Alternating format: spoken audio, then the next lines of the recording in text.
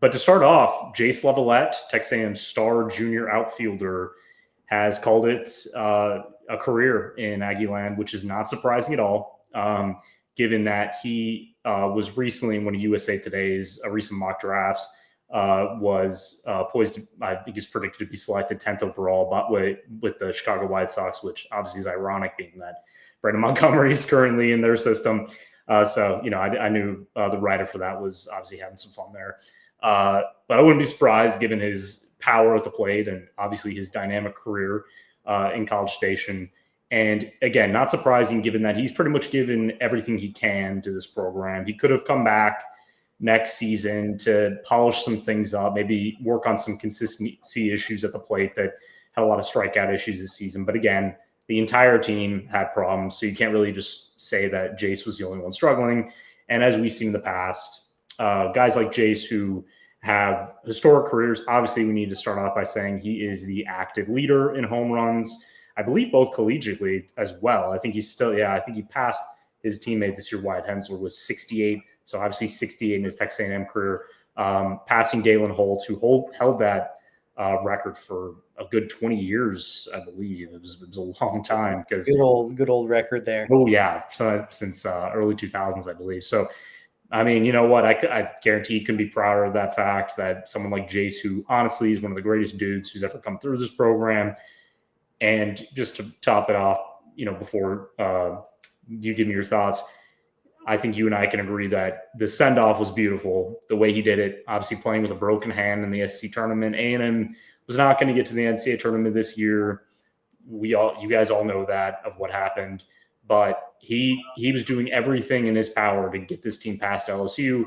They ended up falling 4-3, but he produced 2 runs, two of A&M's 3 runs, which was just incredible to watch with a guy that was in seething pain less than 24 hours before. So hats off to him. Can't wait to see what he does at the next level. But your thoughts on his career, and obviously we're going to get to in a second, but how A&M's going to try to replace his production going into next season.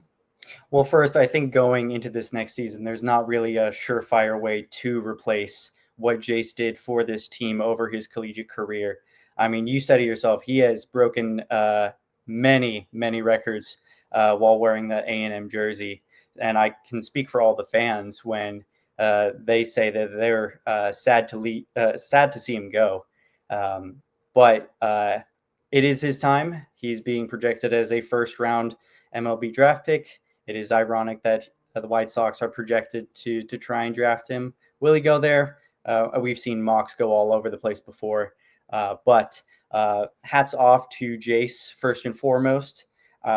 It's very, very hard to make a name for yourself immediately off the bat, even as a highly rated recruit. We've seen sometimes these recruitments, these highly touted players go sour. But he has embodied, and I think I can speak for all of our fans in this one as well, he has embodied what A&M fans have wanted to see in this Texas A&M baseball program for a good long while. Coming back after a College World Series and just to improve his draft stock, and it has worked for him so far. But now he's on to bigger and better things.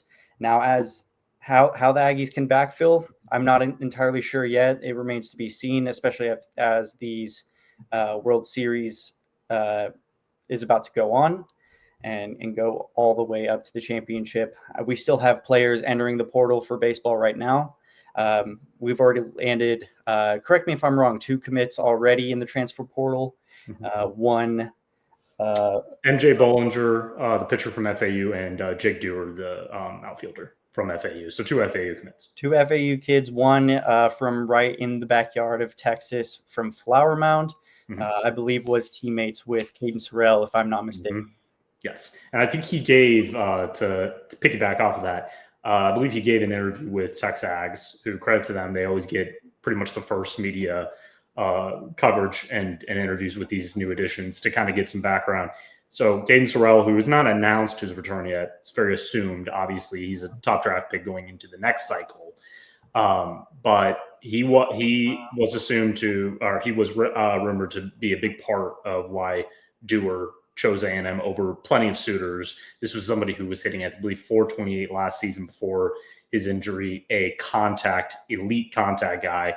Only had 2 home runs, but to be honest, A&M needs less pure power guys and more contact hitters because, as we know, small ball wins as well. It's not, I mean, A&M was a team that could beat the crap out of the ball at many times this season, including what we saw against Tennessee and a couple games against Arkansas and LSU, who had great pitching staffs, very powerful, but the inconsistency at the plate was just killing them each time. So getting a guy like that who has a great swing, you watch the film on this kid, and there's a reason why A&M went very hard after him. I see a lot of people, and there are still fans out there. Again, it is what it is, how you think, but kind of helmet scouting, that's a big thing in our industry, which you do not do. It's a big no-no.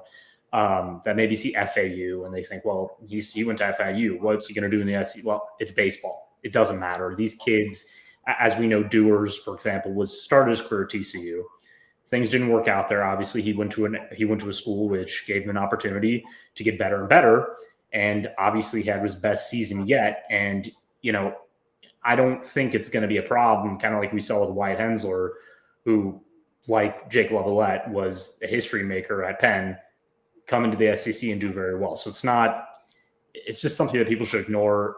With Bollinger, this is somebody who had a very good ERA. Obviously, he was poorer against tougher competition, but we've seen that with guys at the current A&M staff. Justin Lampkin is one name I can think of who had a fantastic year. We don't know what his status is, but he had to get better, and he struggled against good competition in the past.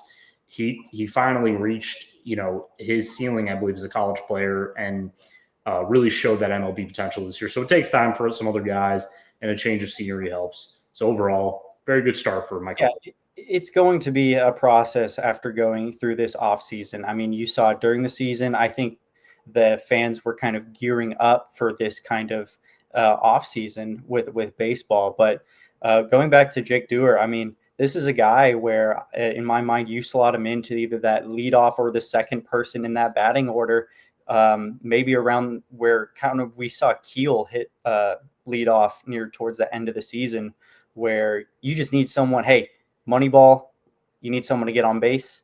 This is your guy. And he was exceptional hitting in, I believe, 10 games before he got injured throughout. I mean, he was hitting very, very well. So very good pickup for the Aggies in my mind. And Dewar, I mean, you just need I don't even want to say you need bodies at this point. You just need guys who are willing to play to the best of their abilities, who are wanting to get better.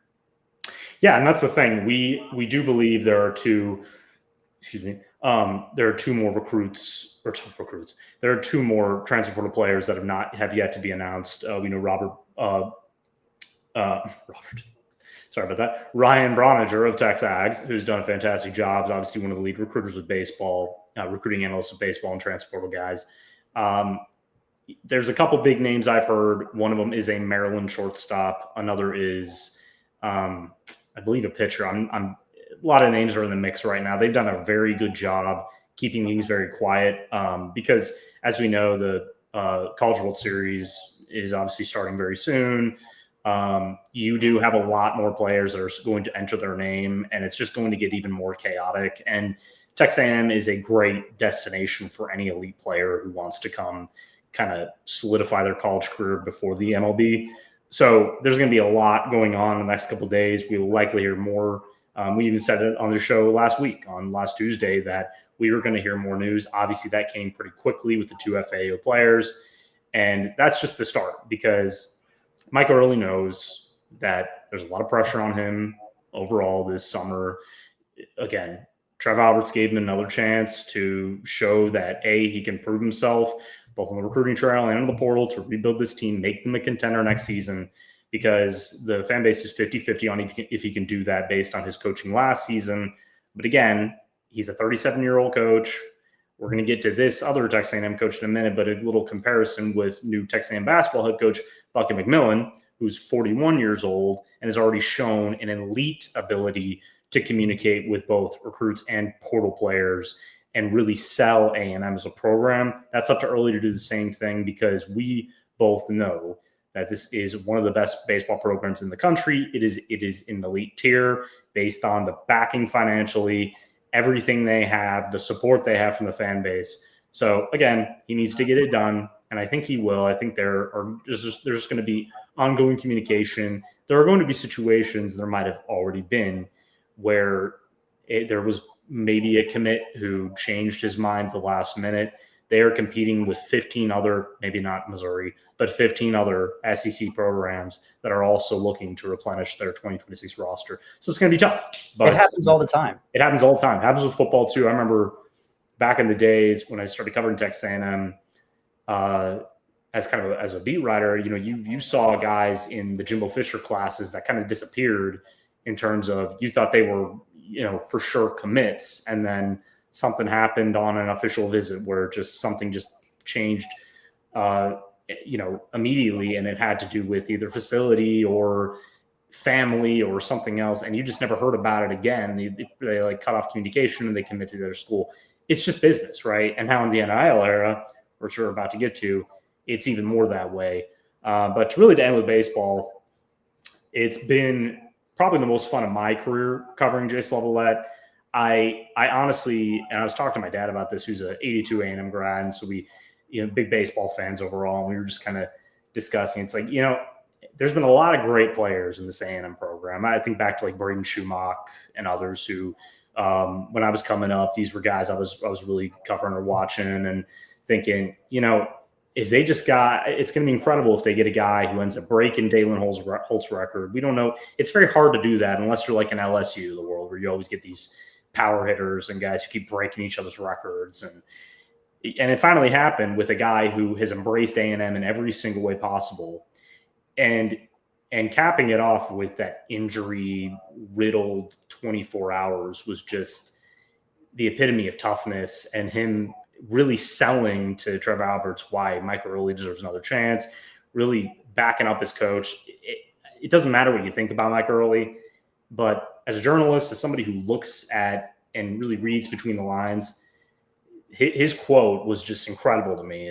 I die for that guy. I love this guy. And I don't, people always equate that to like the love of a father or something. No, it's the love of his coach, and it's the symbiotic relationship of two guys who are just trying to make each other better, and I knew that they had this deep relationship with Early because he was a young, untested coach, and they were trying to help him as much as he was trying to help them. So that's one of the reasons why there's so much love between those two. And even though he's leaving, I think that this is going to help Early in knowing that he has the backing of his team.